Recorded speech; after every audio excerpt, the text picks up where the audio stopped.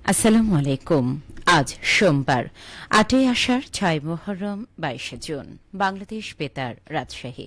স্থানীয় সংবাদ পড়ছি উম্মে সালমা। ভূমিমন্ত্রী মোহাম্মদ মিজানুর রহমান মিনু বলেছেন, কোন প্রভুত্ব নয় বরং সমবন্ধুত্ব, পারস্পরিক আস্থা ও সহযোগিতার মধ্য দিয়েই বাংলাদেশ এগিয়ে যাবে।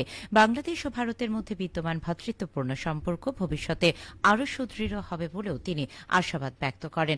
গতকাল বিকেলে রাজশাহীতে ভারতীয় সহকারী হাইকমিশনের উদ্যোগে আয়োজিত আন্তর্জাতিক যোগ দিবস উপলক্ষে এক অনুষ্ঠানে প্রধান অতিথির বক্তব্যে তিনি এসব কথা বলেন। ভূমিমন্ত্রী বলেন, আমরা অত্যন্ত ঘনিষ্ঠ, একে অপরের ভাই এবং একে অপরের সহযোগিতা নিয়ে আগামী দিনেও এ ধারা অব্যাহত থাকবে। যোগব্যায়ামের ইতিহাস তুলে ধরে তিনি বলেন, বাংলাদেশের যোগচর্চার প্রাচীন নিদর্শন পাওয়া যায় পাহাড়পুর বৌদ্ধবিহারের সময়কাল থেকে। পরবর্তীতে অঞ্চলের মাধ্যমে বাংলাদেশ, ভারত ও চীন সহ বিভিন্ন দেশে এর প্রচলন ঘটে। মন্ত্রী বলেন, যোগব্যায়ামের অন্যতম উদ্দেশ্য হল আত্মনিয়ন্ত্রণ, আত্মরক্ষা এবং শারীরিক ও মানসিক সুস্থতা অর্জন। এ ধরনের আয়োজনের জন্য ভারতীয় সহকারী হাইকমিশনকে সরকার ও রাজশাহীবাসীর পক্ষ থেকে ধন্যবাদ জানান তিনি। এ সময় ভারতীয় সহকারী হাইকমিশনের কর্মকর্তা কর্মচারী, বিভিন্ন শিক্ষা প্রতিষ্ঠানের শিক্ষার্থী এবং যোগব্যায়াম অনুশীলনকারীরা উপস্থিত ছিলেন। অনুষ্ঠান শেষে প্রধান অতিথি সহ অন্যান্য অতিথিদের সম্মাননা ক্রেস্ট প্রদান করা হয়। বগুড়া সহ ৪ জেলায় টেকসই কৃষি উন্নয়নে আগামী ৫ বছরে ২৫০ কোটি টাকা ব্যয়ে একটি প্রকল্প বাস্তবায়ন করা হবে। কৃষি উৎপাদন বৃদ্ধি, আমদানি নির্ভরতা কমানো এবং রপ্তানি বাড়ানোর লক্ষ্য নিয়ে এই প্রকল্প নেওয়া হয়েছে। গতকাল বগুড়ার শেরপুরে পল্লী উন্নয়ন একাডেমি আরডিএ মিলনায়তনে বগুড়া কৃষি অঞ্চলের টেকসই কৃষি উন্নয়ন শীর্ষক প্রকল্পের অবহিতকরণ কর্মশালায় এ তথ্য জানানো হয়। বগুড়া কৃষি অঞ্চলের অতিরিক্ত পরিচালক আব্দুল ওয়াদুদের সভাপতিত্বে কর্মশালায় প্রধান অতিথি ছিলেন কৃষি সম্প্রসারণ অধিদপ্তরের মহাপরিচালক আব্দুর রহিম। বগুড়া জেলা পরিষদের প্রশাসক ও জেলা বিএনপির সহসভাপতি এ কে এম আহসানুল তৈয়ব জাকির বলেছেন, আগামী ৫ বছরে বগুড়াকে উন্নত মডেল জেলায় পরিণত করার লক্ষ্যে বিভিন্ন উন্নয়ন উদ্যোগ নেওয়া হয়েছে। এর মধ্যে আন্তর্জাতিক বিমানবন্দর, বগুড়া ঢাকা রেলপথ, পূর্ণাঙ্গ বিশ্ববিদ্যালয় প্রতিষ্ঠা, ফ্যামিলি কার্ড, কৃষি ঋণ মওকুফ এবং শতভাগ ভাতা কার্ড চালুর পরিকল্পনার কথা তুলে ধরেন তিনি। গতকাল বগুড়ার শিবগঞ্জ উপজেলার নাটচি ইউনিয়নের নাটচি পশ্চিমপাড়া গ্রামে মসজিদ ও মন্দির কমিটির আয়োজিত সুধী সমাবেশে প্রধান অতিথির বক্তব্যে তিনি এসব কথা বলেন। চাঁপাইনবাবগঞ্জ জেলা পরিষদ ২০২৬-২০২৭ অর্থ বছরের জন্য প্রায় ৬০ কোটি টাকার বাজেট ঘোষণা করা হয়েছে।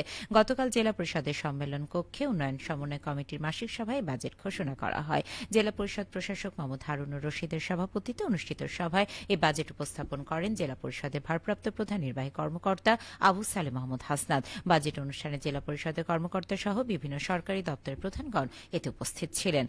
বাজেটে বিভিন্ন খাতে নিজস্ব আয় ধরা হয়েছে ১৮,৫৩,৫০,০০০ টাকা। সরকারি অনুদান থেকে আয় ধরা হয়েছে ৯,৯,৯৯,৫০০ টাকা। এছাড়া অন্যান্য খাতে আয় ধরা হয়েছে ১,৪৫,০০,০০০ টাকা। প্রারম্ভিক স্থিতি ৩০,৩১,৬২,০৭২ টাকা সহ মোট আয় ধরা হয়েছে ৫৯,৪০,১১,৫৭২ টাকা। নওগাঁর পত্নীতলায় নূর মিশন বাংলাদেশের অর্থায়নে development and leadership programme DLP প্রকল্পের আওতায় নজিপুর লুথারের মিশনের সহযোগিতায় উপজেলার ৩ জন দুস্থ অসহায় প্রতিবন্ধী পরিবারের মাঝে ৬টি ছাগল বিতরণ করা হয়েছে।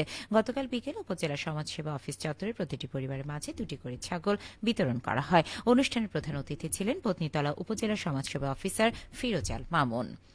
সিরাজগঞ্জ সদর উপজেলার শিয়ালখোলে পরিবেশ দূষণের দায়ে রূপা কটেজ ইন্ডাস্ট্রিজ নামের একটি অবৈধ কারখানাকে ৪০,০০০ টাকা অর্থদণ্ড দিয়েছে ভ্রাম্যমাণ আদালত। একই সাথে ভবিষ্যতে পরিবেশ ও তরল বর্জ্য দূষণ না করার জন্য কারখানা কর্তৃপক্ষকে কঠোরভাবে সতর্ক করা হয়েছে। গতকাল এই অভিযান পরিচালনা করা হয়। ভ্রাম্যমাণ আদালত পরিচালনা করেন সিরাজগঞ্জ সদর উপজেলার সহকারী কমিশনার ভূমি আফিফান নজমু। নাটোরে চলতি মৌসুমে ৪৫ হেক্টর জমিতে জাম আবাদ হয়েছে। প্রতি হেক্টর জমিতে ৬ টন করে জাম উৎপাদন হচ্ছে। আশা করা হচ্ছে চলতি মৌসুমে মোট ২৭৭ টন জাম উৎপাদন হবে। উৎপাদিত জামের বাজার মূল্য প্রায় ৫.৫ কোটি টাকা। খুচরা বাজারে প্রতি কেজি জাম ২০০ টাকা দরে বিক্রি হচ্ছে। বাজারে জামের উচ্চ মূল্য থাকা উৎপাদক ও ব্যবসায়ীরা লাভবান হচ্ছেন। কৃষি সম্প্রসারণ অধিদপ্তর নাটোর জেলা কার্যালয়ের উপপরিচালক মোহাম্মদ হাবিবুল ইসলাম খান জানান, উচ্চ পুষ্টিগুণ সম্পন্ন হয় বাজারে জামের ব্যাপক চাহিদা রয়েছে।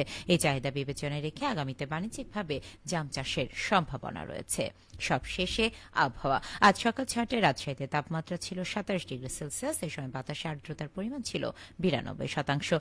রাজশাহী পার্শ্ববর্তী এলাকায় আজ সূর্যোদয় হয়েছে ভোর 5টা 17 মিনিটে এবং সূর্যাস্ত সন্ধে 6টা 57 মিনিটে।